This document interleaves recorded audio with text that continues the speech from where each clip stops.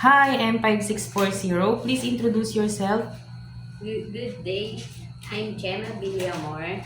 I'm married. I'm from Las Piñas City. I'm graduate high school. Your I'm, religion. yes, I'm Catholic. And you have children, right? Yes. How old your children are? I have four children, 19 years old, 17 years old, and 10 years old, and 5 years old. 5 years old. Okay. Since I saw that you have experience being a helper here in the Philippines, tell me about your experience as a helper. I take care of the baby 1 month years old.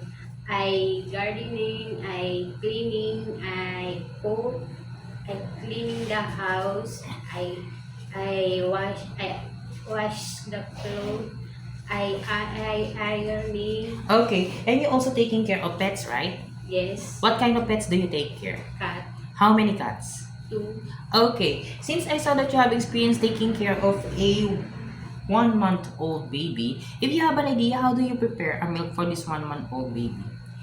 first I wash the hands, I clean the bottles,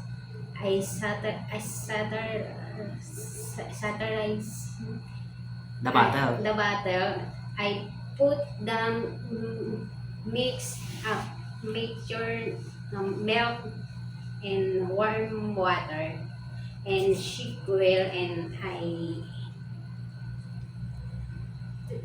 taste the temperature and I give the baby. Okay, if the baby is crying, what will you do? I check the temperature, check the diaper. Okay, and if the baby doesn't stop to cry after you check the diaper, the temperature, everything that you have done to the baby to make it stop to cry doesn't work, what will you do?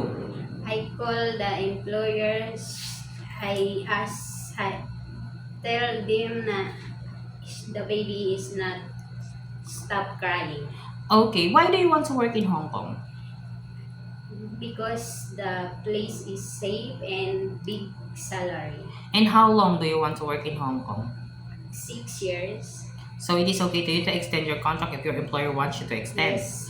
Okay. What will you do if there is someone outside the house of your employer telling that they were a visitor or they were fixing something inside the house and they want to go inside? What will you do? I call the employer and I tell the visitor. That there is a visitor. And if your employer doesn't have any visitor that day, what will you do? I'm not entertain the visitor. Because it's too dangerous to entertain people that your employer doesn't know, right? Yes, sir. Okay. Do you have any idea how to prepare Chinese food? No, sir. But I will learn to cook by the YouTube watching and by the book. Books like cookbooks. Yes. Okay, and also if your employer have a time to prepare foods for themselves, you could also watch them how do they prepare so that you could learn, right? Okay.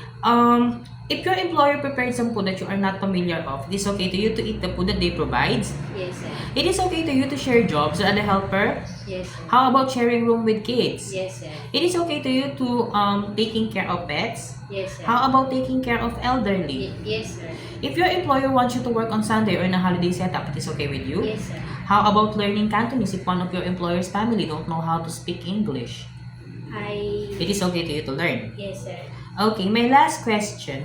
What will be your message for your future employer? To my future employer, please hire me. I'm trustworthy and lovable. I'm hardworking.